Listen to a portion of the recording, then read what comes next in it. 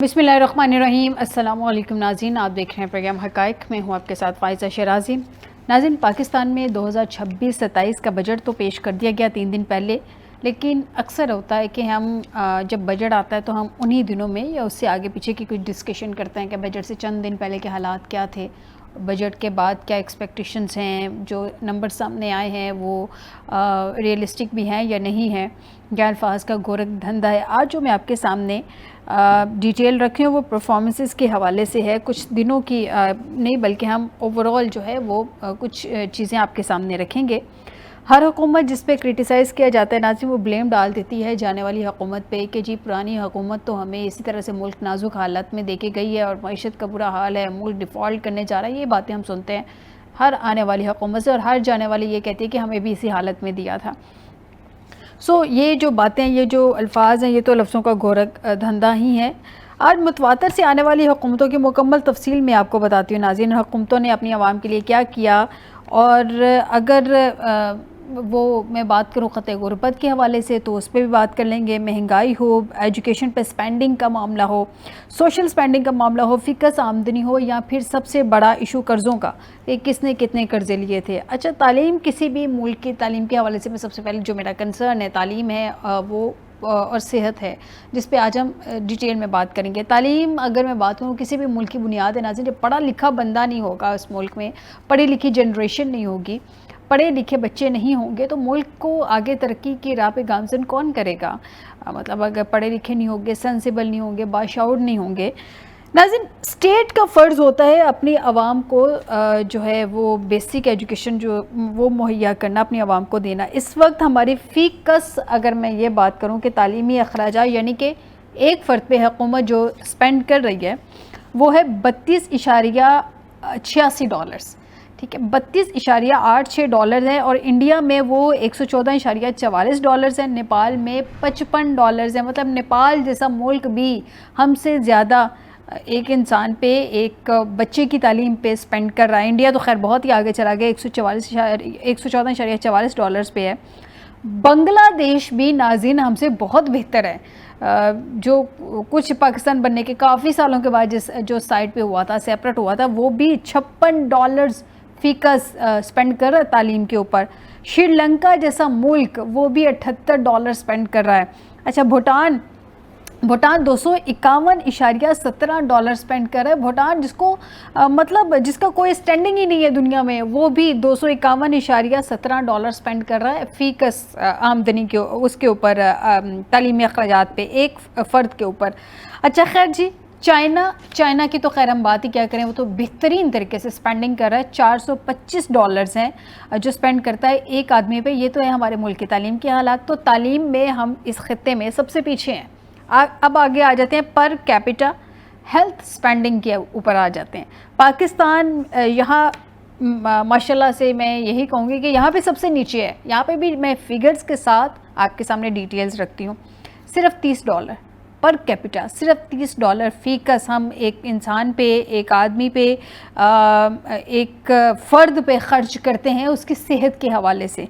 ठीक हो गया जी। बांग्लादेश में यही है जी $53, नेपाल $84, इंडिया $85, भूटान $162, अफ़गानिस्तान जैसा मुल्क नाज़रीन जो कि एक अरसा जंग भुगतता रहा है, हालत जंग में रहा है, वो भी $59 एक फ़र्द पे स्पेंड कर रहा है।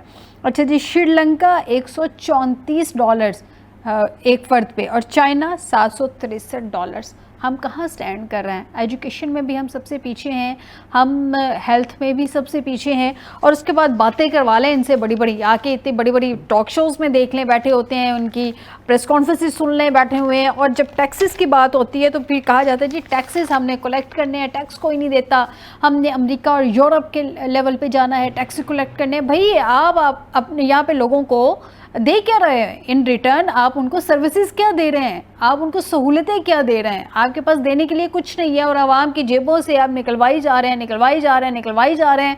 आप ये भी तो देखें कि अस्पतालों के, सरकारी अस्पतालों की हालत देखें, सरकारी स्कूलों की हालत देख लें, क्या वहाँ पे एजुकेशन लेवल है कि जिसका बच्चा आगे बढ़ के, तो ये जितने ममालिक की मैंने अभी आपके सामने पूरे खत्ते के ममालिक की डिटेल सामने रख दी है, वहाँ पे जैसे AI का ज़माना है, आर्टिफिशियल इंटेलिजेंस है, क्या हमारा बच्चा सरकारी स्कूलों में पढ़ के उनको कम्पीट कर सकता है? बहुत बड़ा क्वेश्चन है। क्या हमारे हेल्थ की फैसिलिटीज़ सरकारी अस्पतालों में है, जहाँ पे एक बेड पे 4-4 पेशेंट पड़े होते हैं, वहाँ पे आप हेल्थ की क्या फैसिलिटीज़ दे रहे हो? और टैक्स अगर कोई आपको नहीं देता तो आप बिलों में डाल के भेज देते हैं। ज़बरदस्ती आपने टैक्स निकलवाना है, FBR आपका काम नहीं कर रहा, टैक्सेस हाई लेवल पे आप लोगों के लगे हुए हैं। क्या है, 3% कम कर दिया, 2% कम कर दिया। आप ये देखें कि आपने सैलरी क्लास पे कितना जो स्लैब्स चार्ट बनाई है, सैलरी क्लास पे आपने कितना टैक्स लगाया हुआ है और आपने जो बिजनेसमैन है उस पर कितना टैक्स लगाया हुआ है।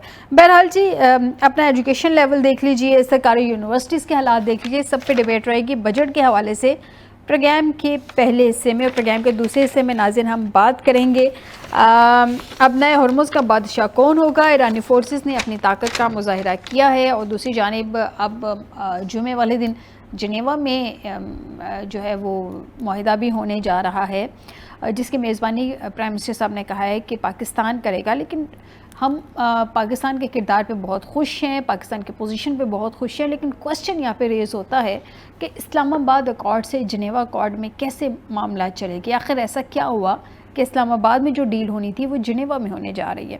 बहरहाल इस पर बात करेंगे प्रोग्राम के दूसरे हिस्से में। आ जाते हैं प्रोग्राम के पहले हिस्से की तरफ। हमें स्टूडियो में ज्वाइन किया मियाँ सैफुर रहमान साहब हैं, सीनियर एनालिस्ट हैं, इनके अलावा सीनियर सहाफ़ी हैं। बहुत शुक्रिया मियाँ साहब आपका हमें ज्वाइन करने के लिए। इनके साथ हमें ज्वाइन करेंगे नईम करीम साहब, माहिर मुआशियात। सबसे पहले मियाँ साहब की तरफ आ जाती हूँ। मियाँ साहब, क्या पाकिस्तान अपने मौजूदा कर्ज़ों को वापस करने की सलाहियत रखता है? और जो मैंने पर कैपिटा बताया है, सेहत के मामले में भी और एजुकेशन के मामले भी, कहाँ स्टैंड करते हैं? ये बिल्कुल आपने सही वैसे बजा फरमाया कि पर कैपिटा आपने जो बताई है फिगर्स, वैसे GDP के साथ भी इसका मुवाजना किया जाता है ना कि ग्रॉस डोमेस्टिक प्रोडक्ट जो है हेल्थ पे और एजुकेशन पे हमारा जो बजट है सेहत पे और एजुकेशन पे वो 0.8% है ऑफ द GDP, यानी कि ये 1% भी नहीं है, जबकि जो इंटरनेशनल बेंचमार्क है वो है 4 से 6%। यानी हम उससे ये समझ लें कि कई गुना नीचे हम वहाँ पे मौजूद हैं और इसकी तरफ कभी तवज्जो नहीं दी गई। कभी माजी में हुकूमतों ने ये भी दावा किया कि हम इसको 2% से 4% तक ले जाएंगे, लेकिन मेरा नहीं ख्याल कि इसमें कभी प्रायोरिटाइज किया गया इस लिहाज से कि इसको अपनी तरजीह समझा गया हो। गालिबन इसमें कुछ ऐसे भी हैं, हमारे यहाँ एक शिकायत भी पाई जाती है अमूमी कि कुछ ऐसी क्लासेस आ जाती हैं हुकूमत में या इक़्तिदार में जिनकी ये ख्वाहिश होती है कि लोग ज़्यादा खानगी या ज़्यादा पढ़ाई ना कर लें ताकि वो बाशऊर हो के आगही के साथ अपने राइट्स की बात ना करें और हमें हमारी अथॉरिटी को चैलेंज ना करें। ये भी एक कुछ ऐसे लोग हैं हमारे अंदर, हर जगह तो नहीं है क्योंकि अब शऊर का दौर है, अब तो ज़्यादातर शऊर और आगही बहुत बढ़ गई है और courtesy social media as well, digital media और इलेक्ट्रॉनिक मीडिया भी। तो लेकिन ये है कि अब भी ये इस तरह की सोच पाई जाती है। अदरवाइज तो मेरा ख्याल है इसको 0.8% से 1.5% या 2% तक लाना इतना मुश्किल काम नहीं है। सिर्फ आपने तरजीहात में इसको शामिल करना है कि तालीम के ज़रिए, देखिए बाहर के ममालिक में जाएं जैसे यूरोप के या मगरिब के, तो वो कहते हैं कि नॉलेज इज़ पावर, और उन्होंने पावर करके दिखाई। जो आप वहाँ पे कभी देखते हैं जी, एटम बन गया, AI आ गई, टेक्नोलॉजी आ गई, मेडिसिन में कितनी जिद्दत आ गई वहाँ पे, और आपके कंप्यूटर साइंसेज में कितनी जिद्दत आ गई, स्पेस साइंसेज में कितनी आ गई, चाइना की भी आप बात कर रही हैं। तो ये सारा एजुकेशन की बुनियाद पे है, क्योंकि एजुकेशन जो है वो फिर आगे वोकेशनल एजुकेशन बन जाती है, टेक्निकल एजुकेशन, ये उसके मतनवो एजुकेशन आ जाती है, फिर उसमें वैरायटी आ जाती है। तो ये बुनियादी तौर पे जब आप एजुकेशन देंगे तो एजुकेशन के साथ अगर स्किल्स आएंगी, वोकेशनल ट्रेनिंग होगी, तो यही बच्चे हुनरमंद होंगे, यही बच्चे अपने लिए भी कमाएंगे और मुल्क के लिए ज़र मुबादला भी कमाएंगे और बाहर के मुल्कों में भी इनकी खपत होगी। तो मेरा ख्याल है कि इस चीज़ पे जो, और फिर हेल्थ एक ऐसा इशू है कि देखिए कॉमन मैन, मुझे याद पड़ता है, फ़ायदा आप हैरान होगी बल्कि परेशान होगी कि मैं एक मरतबा एक फार्मेसी से कोई अद्वियात लेने गया ठीक है। तो बाहर में जब आए थे, खातून बड़ी रीजनेबल सी और मुल्तजी निगाहों से देख रही थी, शायद कोई रिक्वेस्ट करना चाह रही थी। ठीक तो इतफाक से उन्होंने जुर्त करके आगे कहा कि भाईजान मुझे ना एक मेडिसिन चाहिए, और वो आप हैरान होंगी, वो 80 रुपए की मेडिसिन थी। अच्छा। ये आज से कोई 8-10 साल वैसे पुरानी बात है, अब वो भले 500 की होगी। हाँ तो ठीक। कहने का मकसद है कि वो 8-20-80 रुपए की मेडिसिन के लिए वो एक तरला मिनट पे आ गई थी बेचारी, और रीजनेबल को खातून खाना थी। तो इसका मतलब है कि लोगों में कितनी परेशानियां हैं हेल्थ को लेके। अच्छा मियां साहब, एक चीज़ है हेल्थ को लेके लोगों की परेशानी है कि लोग अपना इलाज नहीं करवा पा रहे हैं। हमने पिछले साल में आपके साथ भी बड़ी दफ़ा प्रोग्राम्स में डिस्कशन रही है कि बहुत सारे ऐसे पेरेंट्स थे कि जिन्होंने मतलब अपने इलाज के लिए पैसे जमा किए हुए थे, लेकिन उनको फिर बाद में वही पैसे जो हैं बिल्स की सूरत में पे करने पड़ गए, क्योंकि उनके पास कैपेसिटी नहीं थी कि वो बिल्स दें या फिर वो अपना इलाज करवाएं। तो बड़ी सारी ऐसी अमवात भी हमने सुनी है पिछले 1 साल में। हाँ देखिए, मैंने तो बल्कि एक मरतबा मुझे याद पड़ता है, सर्विसेज हॉस्पिटल में एक बच्चा था, तो मेरे एक अजीज थे, वो उन्होंने किसी डोनेशन मांगी थी, ब्लड डोनेशन। तो मैं उनके साथ वहाँ चला गया। तो वो बच्चा, उसके छोटे बच्चे बहन भाई जो थे वो इंतहाई खूबसूरत और गोरे चिट्टे जैसे, तो वो बच्चा बिल्कुल सांवला किया, बल्कि काली रंगत हो गई थी कैंसर की वजह से। तो पता चला कि डोनेशन, फिर उन्होंने, हमारे जो अजीज थे उन्होंने डोनेशन भी दे दी। और पता ये चला कि वो साहब कहने लगे जी मेरा जितना कुछ भी था वो मैंने बेच दिया अपने इस बच्चे के लिए। सही बात है। और हम यहाँ पे बैठ और मैंने सारा कुछ बेच दिया और मैं फकीर हो गया। बिल्कुल ऐसे। अगर तो यहाँ पे गवर्नमेंट की इंटरवेंशन, बेनेवोलेंट इंटरवेंशन यहाँ पे चाहिए, बनती है। बिल्कुल सही कह रहे हैं। नईम करीम साहब हमारे साथ हैं, ज्वाइन कर चुके हैं, बहुत शुक्रिया नईम साहब, आपका वेलकम करते हैं आपको प्रोग्राम में। नईम साहब, अभी मैंने पर कैपिटा बताया है, हेल्थ के हवाले से स्पेंडिंग जो हम अपने फीकस फ़र्द पे हो रही है या फ़ीकस जो हमारी यहाँ पे है, और हुकूमती ख़र्च जो मैंने हेल्थ के हवाले से भी बताया है, एजुकेशन के हवाले से भी बताया है, और पूरे ख़ित्ते में जो उसका मैंने वो भी किया कि दूसरे ममालिक कितना ख़र्च कर रहे हैं, कितनी स्पेंडिंग है, और हमारे यहाँ पे कितनी स्पेंडिंग है। अनफॉर्चुनेटली तालीम में भी हम सबसे पीछे हैं। फ़ीकस हम जो एक फ़र्द पे इस वक्त हम खर्च कर रहे हैं वो $32.86 है, और अगर हम सेहत के हवाले से देखते हैं तो वो भी सबसे कम है, वहाँ पे भी बदकिस्मती से $30 है। उसके बाद हम टैक्सेस की बात करते हैं और हम कहते हैं कि हम टैक्स कलेक्ट नहीं कर सके हैं। हमने 5 रुपये या 10 रुपये फ्यूल कम करते हैं, पेट्रोल की प्राइसेस कम करते हैं, और हम आके बड़ी बड़ी प्रेस कॉन्फ्रेंसेस करके लोगों को मुबारकबादें देते हैं। ये पर कैपिटा सिस्टम कैसे बेहतर होगा सर? देखिए, जो चैलेंजेस है ना वो बहुत बड़े हैं आपके सामने। जो हमारे पास सबसे बड़ा जो चैलेंज है, मेरी आवाज़ ठीक है, सुन सकते हैं? जी जी जी बिल्कुल बिल्कुल। जी जी जी जी। देखिए, आपका जो सर्कुलर डेट है उसको आप देखने के कितना है अभी, कि 83 ट्रिलियन के करीब है, जो मुझे जो एक रफी जो फिगर जो मेरे जहन में है। ठीक है। अब असल में आम जो आदमी है ना, जो आम पब्लिक है, हम लोग हैं, हम भी इसी में आते हैं। हमें इन चीज़ों की ये फिगर्स जो गवर्नमेंट अपने बजट में दे रही होती है ना, मतलब आपकी जो मॉनेटरी पॉलिसी है, अभी जैसे आज उन्होंने कहा कि जो वही रहेगी जो मॉनेटरी पॉलिसी है 11% के ऊपर ही रखेंगे, बट मैं एक्सपेक्ट ये कर रहा था कि शायद इसको ये कम करेंगे। क्यों कि अगर आपने रिलीफ दिया है इसको रियल स्टेट सेक्टर को, तो रियल स्टेट सेक्टर को रिलीफ देने का मकसद ये है कि आप इन चीज़ों से लोगों को निकालना चाहते हैं, जो लोग फिक्स डिपॉजिट पे बैठे हुए हैं या प्रॉफिट्स वहाँ से मैक्सिमम लेना चाहते हैं। फिर ज़ाहिर उससे आपको लोन लेने में भी आसानी होगी ना। ये जो ले रहा होगा लोन एग्रीकल्चर सेक्टर के लिए या लार्ज स्केल मैन्युफैक्चरर्स के लिए जो लोन फैसिलिटेट करना चाहते हैं, तो मेरा अपना एक्सपेक्टेशन थी शायद वो कम करेंगे, लेकिन वो नहीं हुआ।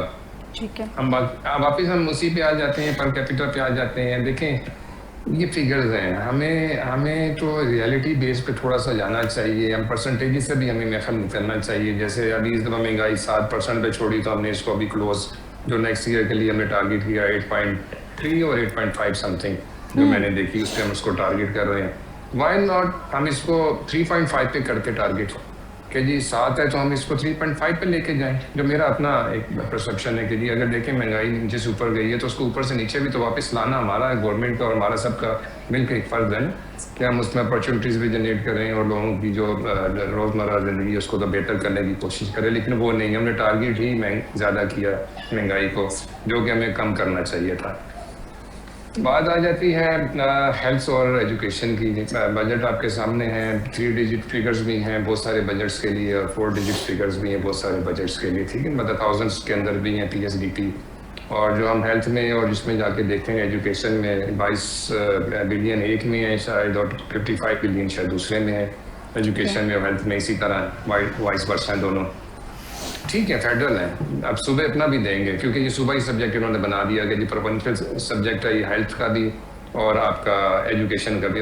लेकिन इसमें जो इम्प्रूवमेंट मैं थोड़ी सी बता दूं, पहले HEC के पास पहले बजट नहीं होता था, आपको पता है। हायर एजुकेशन के बाद बीच में कुछ साल 2018 के बाद ख़त्म कर दिया गया था, जो हायर एजुकेशन पे लोग जाते थे। इस दफ़ा उनके लिए बड़ा अच्छा बजट इन्होंने रखा है, जिसपे लोग बाहर जाके अपनी जो क्वालिफिकेशन है उसके लिए वो कर सकते हैं, लोन भी कर सकते हैं, उन ग्रांट भी है, दोनों चीज़ें उसके अंदर है। बेहतर चीज़ें कुछ रखी हैं, लेकिन साथ साथ हमें फेडरल बजट में कुछ नेचुरली रखना चाहिए था for education and specially for the health. But लेकिन नईम साहब मेरा एक पॉइंट ले लीजिएगा, नईम साहब मेरा एक पॉइंट ले लीजिएगा। हेल्थ और एजुकेशन हमें बजट में प्रायोरिटीज में नजर नहीं आई है। हमने बेनजीर इनकम सपोर्ट प्रोग्राम के लिए इतने जो अरब रुपए रख दिए हैं, 800 जी, तो तकरीबन 850 का राउंड फिगर में अगर हम बात करते हैं तो मतलब मैंने हमेशा यहाँ पे कहा है कि लोगों को उनकी जरूरियात के मुताबिक, ठीक है, स्टेट हेल्प करता है, लेकिन आप लोगों को आदत जितना आप उनको देते हैं इतने में आप अगर उनको काम करने की आदत डाल दें तो ज्यादा बेहतर है। आप घर बैठे उनको आदत डालें, जितना भी आप उनको दे रहे हैं उनको घर बैठे खाने की आदत है, इतने में अगर उनके लिए कोई ऐसी कारोबार का कोई बंदोबस्त कर दिया जाए तो ज्यादा बेहतर है। और हम अपनी हेल्थ को अगर देखते हैं, अपनी तालीम को हम देखते हैं, हम लोगों को, मैं वो वर्ड नहीं बोलना चाह रही कि अगर आप लोगों को भिखारी बनाने के लिए 850 अरब जो है वो फिक्स कर रहे हैं, और तालीम का बजट आप क्या रख रहे हैं, सेहत का बजट आप क्या रख रहे हैं, तो इसमें फिर बड़ी शर्मिंदगी होती है, क्योंकि जंगज़दा अफगानिस्तान पाकिस्तान से सेहत और तालीम के मामले में आगे है पर कैपिटा। देखिए, अफगानिस्तान के साथ कंपैरिजन हम कर नहीं सकते सर, मैं तो खित्ते के सारे ममालिक का डिटेल अभी इंट्रो में सामने रखी है, ठीक है, लेकिन हम देखें, हम कहते हैं कि हमारा कंपटीशन अपने साथ ही है, हमारा मुकाबला तो किसी के साथ बनता नहीं, हम अपने साथ ही कंपटीशन कर लेते हैं ना। हम चले अपने सूबों के बीच में ही कोई कंपटीशन करने की कोशिश कर लें तो उससे भी थोड़ी सी चीज़ें शायद हमारे कोई चैलेंज हम कबूल कर लें। देखिए, एंटरप्रेन्योरशिप डेवलप करना सबसे प्रायोरिटी के ऊपर होना चाहिए, जो कि है भी अभी इस गवर्नमेंट के उसके अंदर। मैं नहीं कि मैं किसी उससे ताल्लुक मेरा है, लेकिन ये कि देखें, आपकी स्किल डेवलपमेंट के ऊपर इस बार फंड बजट रखा गया नेफ्टेक की तरफ से भी, और जो प्रोविंशियल जो अदारे हैं वो भी रखेंगे। तो नेफ्टेक में भी इन्होंने अच्छा एक बजट रखा है जो स्किल डेवलपमेंट के ऊपर, क्योंकि उसका नेक्स्ट पेज जो स्किल डेवलपमेंट का ऊपर वो यही है कि उसमें फिर आप ग्रांट्स की बेस के ऊपर, लोन्स की बेस के ऊपर फिर आप अपने बिजनेस एंटरप्रेन्योरशिप में जा सकते हैं, छोटे छोटे बिजनेस के अंदर। मैं बलूचिस्तान को स्पेशली फोकस करके इसलिए बताना चाहूंगा कि वहाँ पे इसी तरह के 2-3 प्रोजेक्ट्स पैरेलल चल रहे हैं।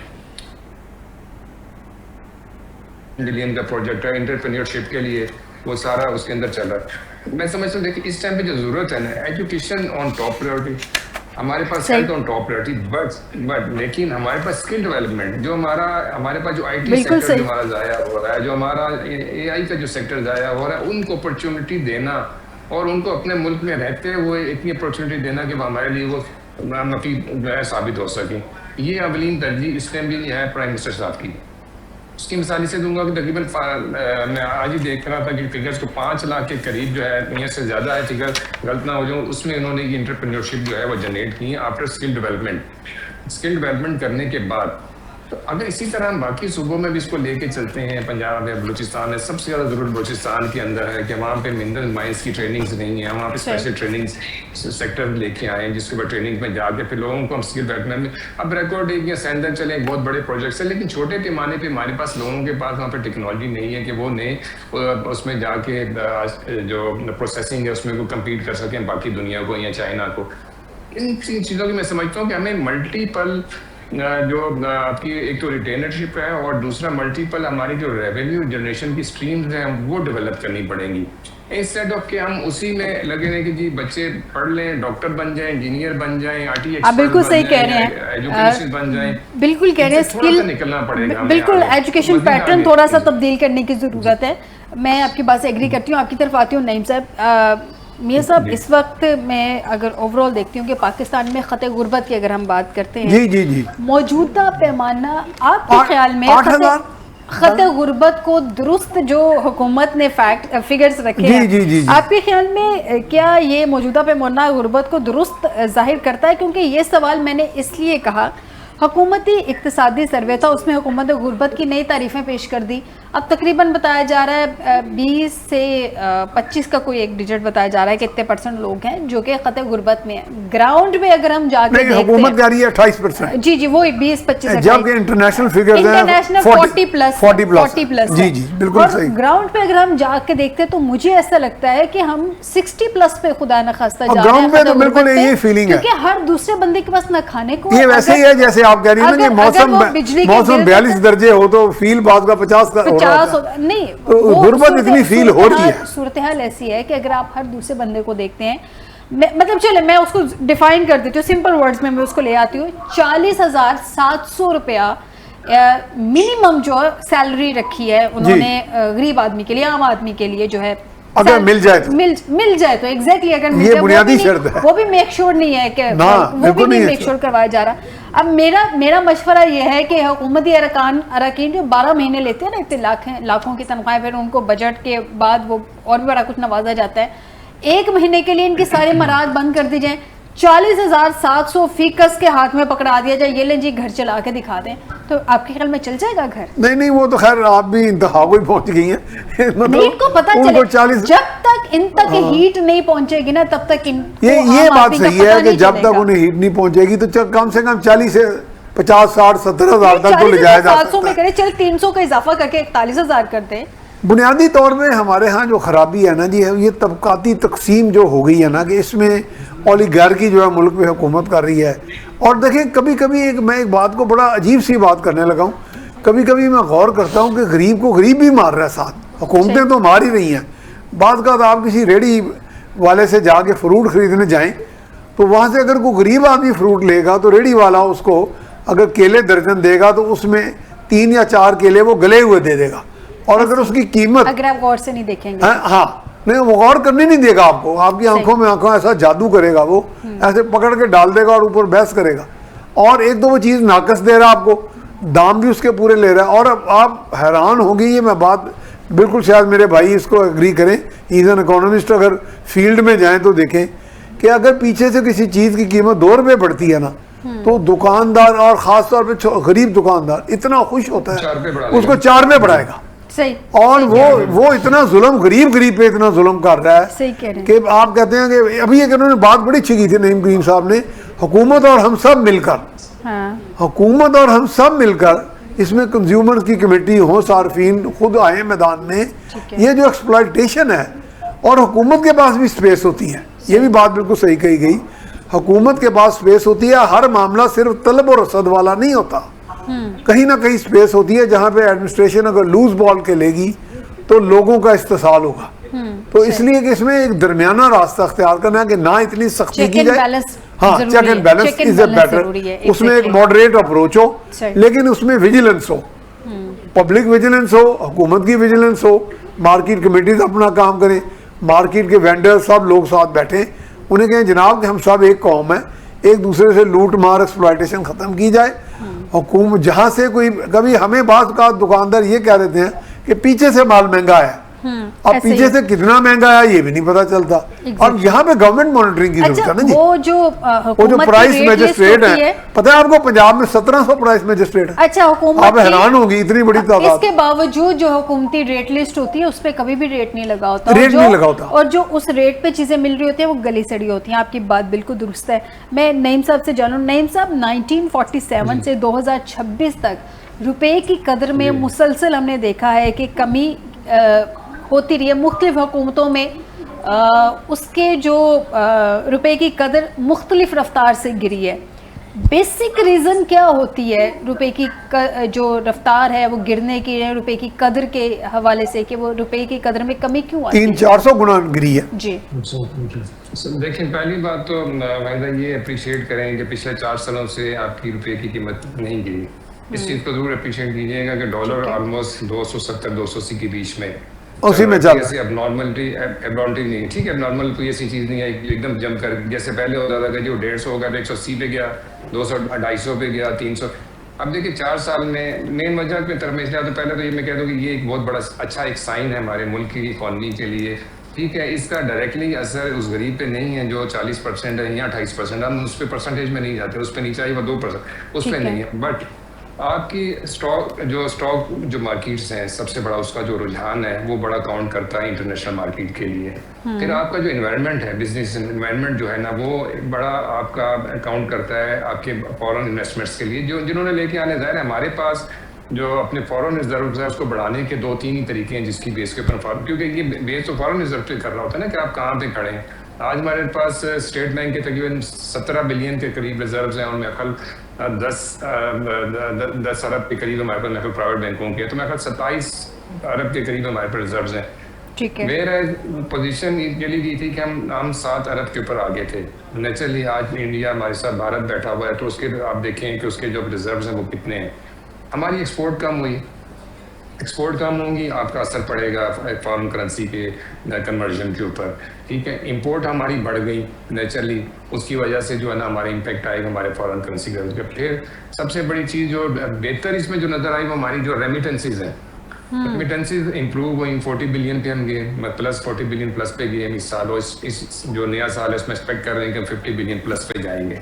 तो रेशियो बड़ा अच्छा है, लेकिन और इसी चीज़ ने इसको स्टेबल किया है अभी। देखिए अगर हम पिछली चले जाए 47 से आज के दौर में, तो देखिए इसका असर खाली पाकिस्तान पे नहीं आया, ठीक है। इंडिया हमसे शायद 30-40% कम पे बिल्कुल ज़रूर होगा डॉलर एक्सचेंज के हिसाब से, क्योंकि आज़ाद तो हम उन्हीं इकट्ठे ही हुए हैं ना, एक दिन का फ़र्क है हमारा और उनका। वो 15 को हैं, हम 14 को हैं, लेकिन वो जिस तरह की उनकी इकॉनमी चली, जिस तरह फिर उनके साथ जो रिस्ट्रिक्शंस नहीं थी, जो हमारे साथ बहुत सारी रिस्ट्रिक्शंस थी बीइंग ए मुस्लिम कंट्री, तो देयर वाज मल्टीपल फैक्टर्स। फिर हमारे यहाँ पॉलिटिकल स्टेबिलिटी नहीं आने दी गई, जो फॉरेन इसके अंदर जो जितने भी लोग कह लें कि इसराइल का भी इसमें आ था, भारत का भी था, और भी मुल्कों का था, पॉलिटिकल स्टेबिलिटी आने नहीं दी गई। 3 साल 2.5 साल 4 साल 2 साल हुकूमतें आती, उसके बाद वो ग्राफ ही नीचे की तरफ जाना शुरू हो जाता।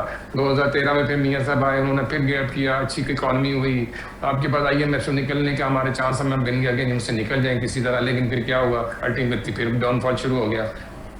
2015-16 के आप अगर करेंसी रेट्स को देखें, पेट्रोल की रेट्स को देखें और आज के रेट्स को देखें, तो ज़मीन आसमान का फ़र्क है, ज़मीन आसमान का फ़र्क है। महंगाई के रेट्स को भी देख लें, डेवलपमेंट भी हुई उन ईयर्स के अंदर, और इकॉनमी भी स्टेबल हुई। लेकिन क्या 10 साल फिर हम पीछे चले गए ना, दोबारा से फिर बैक गियर के ऊपर हम गए। तो political stability is the main factor, जिसको मैं कहूँगा पॉलिटिकल स्टेबिलिटी किसी मुल्क में आती है तो वो इकॉनमी को स्टेबल करके चलती है। आपकी पॉलिसीज के अंदर जो है कंसिस्टेंसी होती है, मुस्तकिल मिजाजी होती है, पॉलिसी चल रही है, एक मोटरवे बन रही है, अगली हुकूमत भी आई, उसने उसी मोटरवे को कंटिन्यू रखा, कंप्लीट करके छोड़ा। आपने उसको रोक दिया, 5 साल के लिए रोक दिया, 5 साल में वो 10 बिलियन में मिसाल के तौर पे बननी थी, 5 साल के बाद वही हुकूमत दूसरी दोबारा आई, उसने उसी मोटरवे को वहीं से शुरू किया, वो 100 बिलियन पे चलेगी। आपने नुकसान किसका किया? उनका तो नहीं किया पॉलिटिकली, लेकिन मुल्क को आपने जाके पीछे धकेल दिया। आपने वही कॉस्ट जो आनी थी उस मोटरवे पे, जो मुल्क के काम आनी थी, मुल्क के अवाम के काम आनी थी, आपने उसका नुकसान कर दिया। मैं समझता हूँ ये जो पॉलिसीज हैं, इसके अंदर जो एक तसलसल है ना, ये कायम रहना चाहिए, कोई भी हुकूमत आए, किसी जगह पर भी आए। आप देखिए GB के इलेक्शन में, छोटी सी पॉलिटिकल बात करूंगा, नवाज शरीफ साहब ने भी कहा, हमारी फेडरल हुकूमत ने भी कहा कि जो भी हुकूमत आए हम उसको उसी तरह सपोर्ट करेंगे जिस तरह GB के अंदर हमारा हक बनता करने का। ये आपकी जो है वो स्पोर्ट्समैन स्पिरिट होती है। ये PK के अंदर प्राइम मिनिस्टर साहब ने कहा कि PK को उसी तरह KP को उसी तरह हम जो है ना कंटिन्यू करेंगे, बेशक हुकूमत वहाँ पे कोई भी हो, और वो कर रहे हैं। NFC वार्ड को आप देख लें, वो ठीक है बात उन्होंने ज़रूर की, लेकिन आज NFC वार्ड देख लें, उसी हिसाब से उनको जा रहा है जो 18 अमेंडमेंट में उनको डिसाइडेड था। उसको रिव्यू करने की ज़रूरत है, पॉलिटिकल पार्टीज भी चाहती हैं रिव्यू करने की कोशिश कर रहे हैं नईम साहब, लेकिन प्रॉब्लम यह है कि जो ज़्यादा बेनिफिशरी थी 18 अमेंडमेंट की, पीपल्स पार्टी, वो सबसे ज़्यादा आड़े आ रही है सबके। बहरहाल मुझे उम्मीद है कि 28वीं तरमीम जब आएगी, क्योंकि बजट से पहले तो नाज़रीन टाइम बहुत शॉर्ट था और 28वीं तरमीम नहीं आ सकी। 28वीं तरमीम का जो है बहरहाल कहा जा रहा है कि आ जाएगी, कब आएगी कुछ कहा नहीं जा सकता। बहुत शुक्रिया नईम करीम साहब, माहिर माशात, आपने मुझे प्रोग्राम में ज्वाइन किया।